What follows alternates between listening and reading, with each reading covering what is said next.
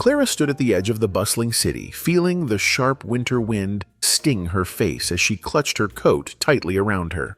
The gray clouds above mirrored her mood, heavy, overcast, and uncertain. She hadn't been able to shake the nagging worry for weeks. Her son, Michael, had secured an internship interview at one of the most prestigious law firms in the city. It was an incredible opportunity, one that could shape his future. But there was a catch. Michael, only 17, had no idea how to dress for something so formal. His wardrobe consisted of a few worn-out shirts and jeans, far from the polished look he would need to impress the board of directors who would interview him. Clara had always been able to scrape by, but there was no extra room in their tight budget for a new suit. She worked long hours at the diner and at a small office job to keep food on the table and a roof over their heads. But money was always tight. She gazed into the window of the local thrift store, which stood at the corner of the street. It wasn't the first place she'd turn to when times were tough, but it was becoming a familiar one.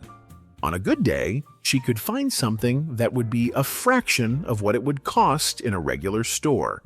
Today, however, she felt an odd sense of hope. Michael needed something that looked sharp, that said he meant business. After a deep breath, she pushed open the door of the store, the bell above chiming softly. Inside, the store was musty, filled with rows of old clothes, stacked and hanging in haphazard rows. Some were out of date, others worn to near threadbare condition. But here and there were hidden gems, beautiful items that had simply outlasted their time in the modern world. Clara moved through the aisles with a practiced eye, hoping for the perfect find. She ran her fingers over a few jackets, then stopped abruptly. There, tucked at the back of the store, was a gray suit. It wasn't much to look at first glance, but something about it caught her eye. She walked toward it slowly, heart pounding in her chest, as if she knew, deep down, this was the one.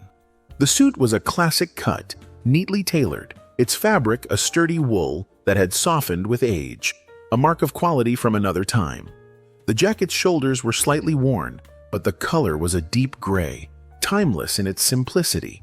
A quick inspection confirmed that it was well made. It had been cared for, even if its owner had long since parted with it. Clara checked the price tag, and her breath caught in her throat. $15. It felt like a small miracle. With a quick decision, Clara grabbed the suit, knowing it would be the best option Michael would have. She paid for it, then walked home, the suit bundled carefully under her arm. Later that evening, as Michael slumped into a chair at their modest kitchen table, Clara laid the suit out on the bed. Michael's face lit up in surprise. "Wow, Mom," he said, standing up to inspect it. This is nice." Clara smiled, but there was an edge to her expression. It was a smile laced with the exhaustion of balancing all the responsibilities on her shoulders. Michael was old enough to understand the sacrifices she made, but she didn't want him to feel the weight of them too much. "I figured you'd need something special for your interview," she said, her voice soft, almost distant as she sat down at the table to peel potatoes. "It's your big chance, Michael. Don't let it slip by." "I won't," Michael promised, his eyes shining with the excitement of opportunity. But there was something else there too, concern. "You didn't have to spend so much money, though. You could have just helped me find something from the closet." Clara waved him off, her face briefly flushing. "This is different. You're not going to a regular job interview. You've worked so hard for this, and you deserve the chance to show them who you really are." She stood up, carefully smoothing out the fabric of the suit. It was a good fit. The shoulders were just right. She turned the jacket around in her hands, admiring it for a moment. And then, as she slid her hand into the inner pocket, she felt something. Her fingers brushed against a piece of paper, folded and tucked deep inside the lining. She paused for a moment, wondering if it was just the remnants of some old note or ticket. With a curious frown, she pulled it out. The paper was yellowed with age, brittle at the edges. She unfolded it slowly, revealing a letter written in delicate, flowing handwriting. The words, though faint with time, were unmistakably clear. "To Margaret, I have loved you every day since we first met. I was a fool to let you go, and not a day passes that I don't regret my silence. If I could turn back time, I would tell you how much you mean to me. If there's any chance, any hope, please let me know. I will wait for you forever." Clara blinked in surprise. Who was Margaret? And who had written this letter?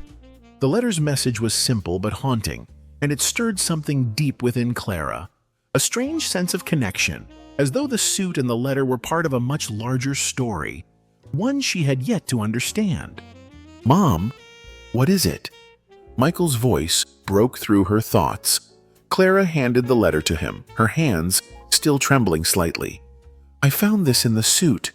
I don't know what it means, but it's like someone's lost love letter." Michael read it quietly, his expression unreadable. He handed it back to her without a word. Clara folded the letter and tucked it into her pocket. "It's probably nothing," she said, shaking her head, though her mind was already racing with questions. She couldn't help it. There was something mysterious about it, something that felt as if it had been waiting for her to find it. She folded the suit carefully and hung it up, not saying much more that evening. But deep down, Clara knew that the letter was only the beginning of a story she had yet to uncover. And though she would never say it aloud, the idea of a second-hand suit carrying such a powerful message felt, in a way, like a sign. A reminder that life had a way of offering unexpected connections, if only you were open to them. As the evening came to a close and Michael went to bed, Clara sat alone at the kitchen table, the flickering light from the small lamp casting long shadows on the walls. She picked up the letter again, holding it between her fingers. The words were beautiful, tragic even, but they spoke of something deeper, something Clara couldn't yet name. What was it about this letter, and why had it been hidden in the suit? She didn't know it yet, but that letter was the start of something that would change her life, and Michael's, forever. The morning of the interview arrived, and Michael could hardly believe it. He had spent the last few weeks preparing for this moment. But now, as he stood before the mirror, adjusting the gray suit his mother had found, it felt surreal. The suit fit perfectly, hugging his slim frame in a way he never thought possible. The fabric was rich, the color a deep, timeless gray, and even though it was second-hand, it made him feel like he was meant to be there, like he belonged in that prestigious office. Clara watched him from the doorway, her face a mixture of pride and anxiety. She had given so much for this moment. Every sacrifice, every long night working at the diner had been with this one goal in mind: to give Michael a chance at a better life. She wanted him to know that she believed in him. She wanted him to see that he was worthy of the opportunities life could offer. "You look incredible," Clara said, her voice soft but filled with emotion. Michael glanced at her in the mirror, offering a shy smile. "I feel pretty good too." He straightened his tie, the perfect final touch. "Are you sure you're ready?" Clara asked, trying to hide the nervous edge in her voice. "I'm ready," Michael said firmly, though deep down his stomach churned with nerves. He had spent the past few weeks reading everything he could about the firm, practicing his responses, and running through mock interviews. But now, with the suit on, he felt like he could conquer anything. The office building loomed in front of him, towering above the city's streets like a monument to success. Michael entered the sleek, glass-walled lobby, feeling like a fish out of water. Everyone else there seemed so polished, their confident strides echoing off the walls as they hurried to their appointments. When his name was called, he followed the receptionist to the elevators. His heart raced as he ascended to the top floors, wondering what to expect. He knew that this was his moment, the opportunity that could change everything. Inside the interview room, 3 partners sat behind a large desk. They were all sharp and polished, and for a moment, Michael felt a pang of doubt. But as the questions began, he relaxed. The suit, the one his mother had found with such care, seemed to work its magic. His answers flowed with ease, and before long, he found himself speaking with a confidence he never thought he had. The partners were leaning forward, nodding as he spoke, impressed with his knowledge and his poise. When the interview was over, Michael stepped out of the office, the weight of the world momentarily lifting off his shoulders. He couldn't believe it. He had done it. Later that evening, as Clara finished her shift at the diner, she got the call. The words felt like a dream. Michael has been selected for the internship. Tears welled in her eyes as she set down the phone. She rushed home, eager to see him. When she walked through the door, Michael was sitting at the kitchen table, his eyes glued to his phone. "They offered me the internship, Mom," he said, grinning from ear to ear. Clara's heart soared. She wrapped her arms around him in a tight hug. "I'm so proud of you, Michael." It was the moment she had been waiting for. The sacrifices had paid off, and as Michael stepped into his future, Clara couldn't help but feel that the suit, the letter, and everything that had brought them here were part of something bigger, something magical. The days after Michael's victory at the interview passed in a blur of excitement and anticipation. His first day at the firm was just around the corner, and Clara couldn't help but feel a swell of pride every time she looked at him in that suit. It had already done so much for him, giving him the confidence he needed, making him feel like he belonged. But as she settled into a quiet evening after his departure for work one night, she found herself thinking about the letter she had discovered in the suit pocket.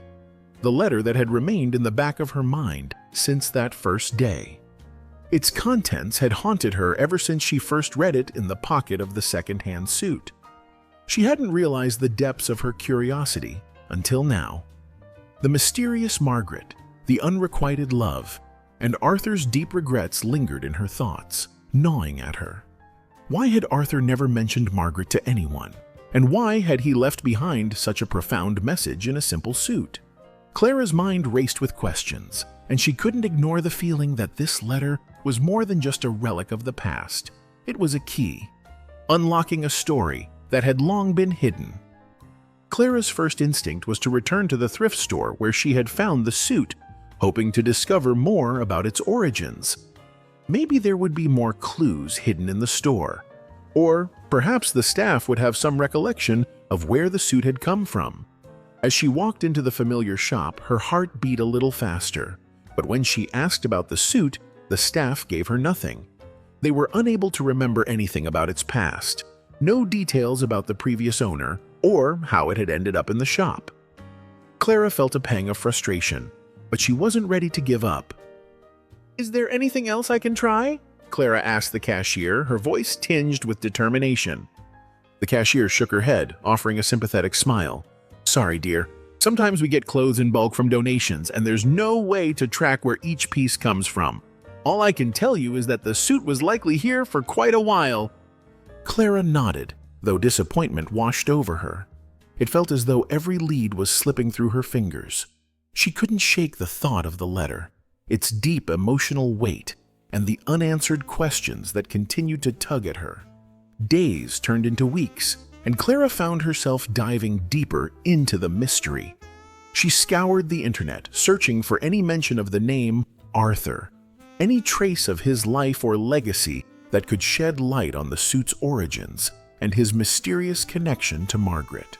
But every search seemed to bring up nothing, until one evening, while reading through an online archive, she stumbled upon a series of letters from someone named Arthur Harrow, written during the 1940s. Clara's pulse quickened as she skimmed the digital pages, her heart leaping when she recognized the familiar handwriting from the letter in the suit's pocket. Arthur Harrow. This was the same man. It was him, or at least his handwriting, and the letters seemed to echo the sentiments Clara had read in the suit. They were written with passion, a longing for someone named Margaret. Clara's fingers trembled as she read on, drawn deeper into the story of Arthur's life. The letters revealed that Arthur had been a soldier during the war, stationed overseas, where he had met Margaret, a woman whose beauty and kindness had captivated him completely. His words were filled with longing and heartache as he wrote to her, recounting their brief encounters and his hopes for a future together. But time and distance had proved to be insurmountable obstacles. The war had ended, and so had their time together. Arthur's letters, full of love and devotion, had never reached Margaret. A misunderstanding a lost connection, and then the inevitable tragedy. Margaret had married another man, a man who could give her the stability and security that Arthur, as a soldier, could not offer. Clara's breath caught in her throat as she continued reading. The letters painted a picture of Arthur's heartbreak, his shattered dreams of a life with Margaret, and his decision to retreat from the world, pouring his energy into business and creating a fortune that he would eventually inherit. The very same wealth that had seemed so distant and untouchable to Clara now became clearer to her. Arthur had been wealthy, a successful businessman who had turned his pain into a drive for success. Yet, despite his fortune, it had never been enough to heal the wounds of his lost love. Arthur had planned to propose to Margaret, had dreamed of a life together filled with hope and happiness. But when his letters went unanswered, his world collapsed. He never forgot her, but he turned his back on any chance of a future with her, instead burying himself in business and family, leaving his inheritance to his kin. Yet Margaret, his true love, was never part of that life. She had been left out of the story completely. A distant memory for Arthur, and the letters had remained, tucked away in time, until now. Clara's investigation into Arthur's life, particularly his relationship with Margaret, had led her down a winding path of uncovering secrets. The deeper she dug into the letters, the more connected she felt to the mysterious woman who had captured Arthur's heart. But as Clara read through the passionate words of love and regret, a sudden realization struck her. There was something more about Margaret than she had initially assumed. It was an ordinary Tuesday afternoon when Clara found the final piece of the puzzle. After weeks of poring over the letters, Clara decided to visit the historical library once again, this time to search through a more specific collection: family records. In one of the old, dusty archives, Clara found a detailed family tree of the Harrow lineage. She didn't expect to find much. Most family trees she had come across in the past were just a blur of names and dates. But then, there it was. In the margin of the tree, beneath Arthur's name, Clara spotted something unexpected. Margaret Harrow, née Winters. At first, she didn't fully comprehend the significance. She blinked and reread it. She hadn't realized that Margaret's last name had been Winters, until the connection suddenly dawned on her. Margaret Winters was not just the woman Arthur had loved, she was her own grandmother. Her heart skipped a beat as Clara traced the line with her finger. Margaret Winters, married to a man named Thomas, had had a daughter, Lily Harrow, Clara's mother. It was then that Clara understood the truth. Margaret was her grandmother, a woman whose name she had heard only in passing, a distant memory from her mother's vague recollections. She had never known Margaret as a grandmother because Lily had never spoken of her. Margaret's love for Arthur had been too painful a memory to revisit. Clara's breath caught in her throat.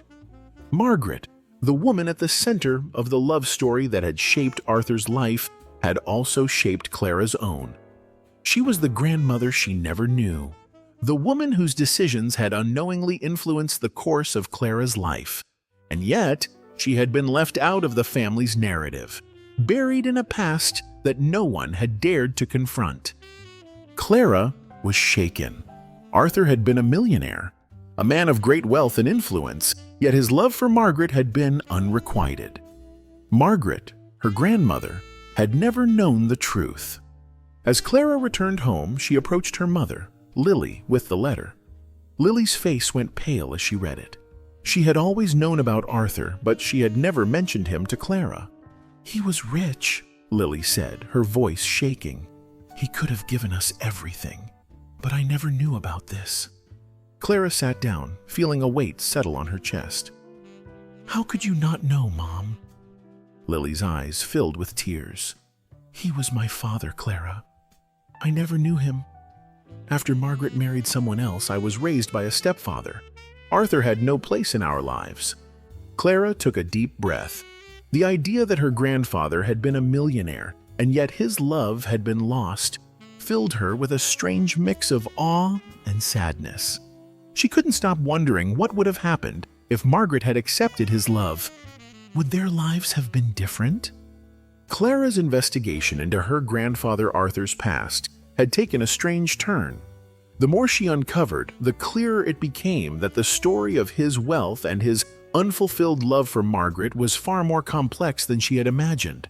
Arthur's will, which had once been shrouded in secrecy, now seemed to be the key to understanding not just his fortune, but the deep emotional scars he had carried with him until his death.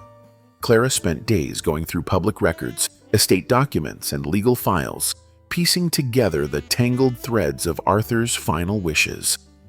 What she learned was staggering. Arthur had indeed left behind a vast fortune, a fortune that had been divided among his children, all of whom had inherited a significant share.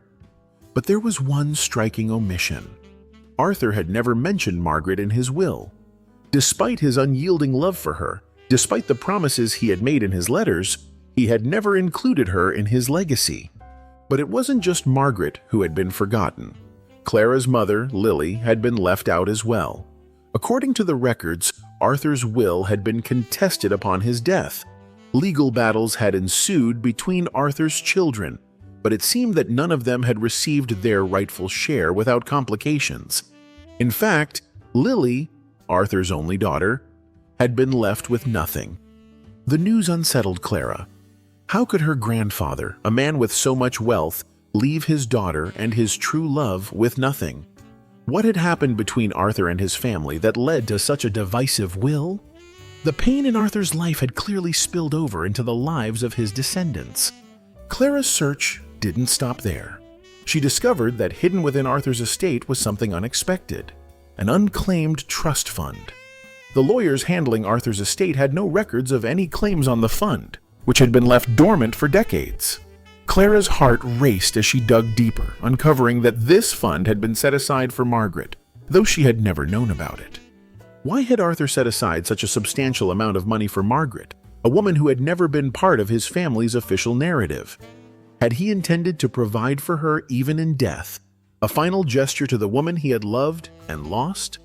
Clara felt a flood of emotions, confusion, awe, and a profound sense of loss for a man who had so deeply cherished a woman who never knew the extent of his feelings for her. She wondered, if Margaret had known, would she have returned to Arthur? Would she have accepted the wealth and the life he had always wanted to offer? Or was the heartache simply too much for her to bear? Clara made the decision to visit the lawyers handling Arthur's estate. Armed with the documents, she was determined to learn more. They confirmed her suspicions. Arthur had set aside a substantial sum for Margaret, money that had never been claimed. The trust had been forgotten, buried in legal red tape and family disputes. Now, Clara had the opportunity to claim it, not for herself, but in honor of Margaret and the love that had been lost. As Clara left the law office, the weight of the discovery pressed heavily on her chest. What did this mean for her family? What did this mean for her own future? Could the legacy of Arthur's love finally be honored, even if it was long overdue? Clara couldn't keep the discovery to herself any longer. She knew it was time to confront her mother, to share the shocking news that Arthur had left behind a trust fund specifically for Margaret. Lily had always avoided the topic of her father, her voice growing quiet whenever his name was mentioned. But now, Clara could no longer stay silent. The truth needed to come out, no matter how painful it might be. One evening, Clara gathered her courage and sat down with her mother. "Mom," Clara began softly, holding the documents that proved the existence of the trust fund.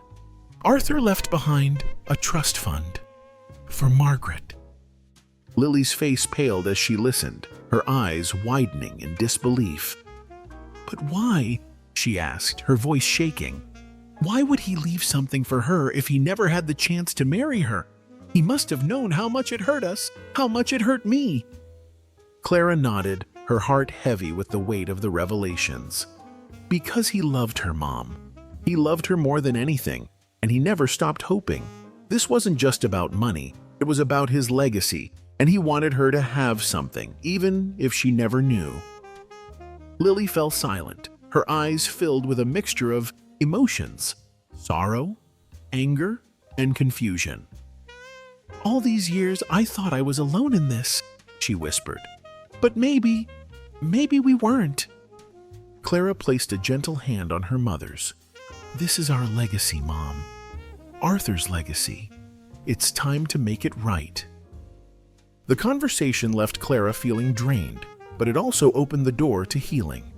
For the first time in years, Lily seemed to soften, as if the walls she had built around her heart were beginning to crumble. She had spent so long hiding from the past, but now the past was coming back with a chance for reconciliation. The next day, Clara and Lily, along with Michael, who had been deeply affected by the story of his great-grandfather's lost love, decided to visit Arthur's grave. They stood before it in silence, each person lost in their own thoughts. Michael, who had been inspired by the idea of legacy, placed the letter Margaret had never read at Arthur's grave. It was a symbolic act, a gesture of honoring a love that had shaped their family's past, but had never been fully realized. Lily wiped away a tear as she placed a bouquet of flowers beside the grave.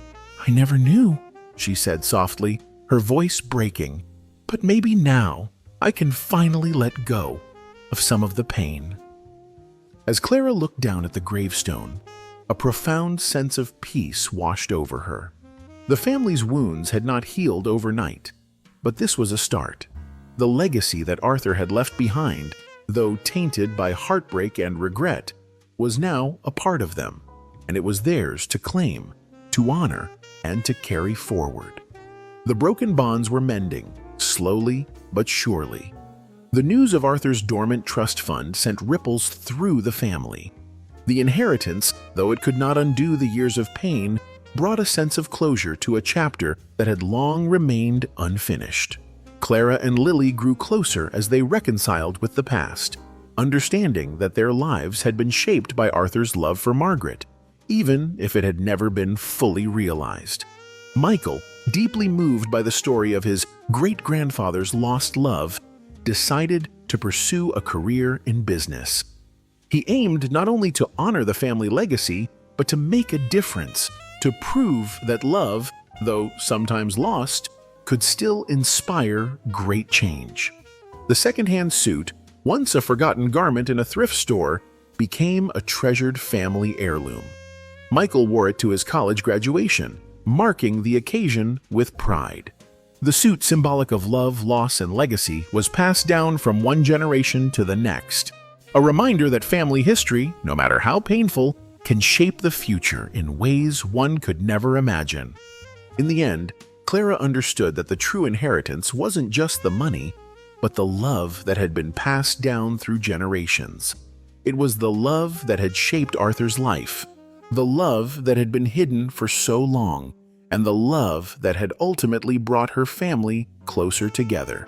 It had waited for the right moment to be revealed, and now that moment had come.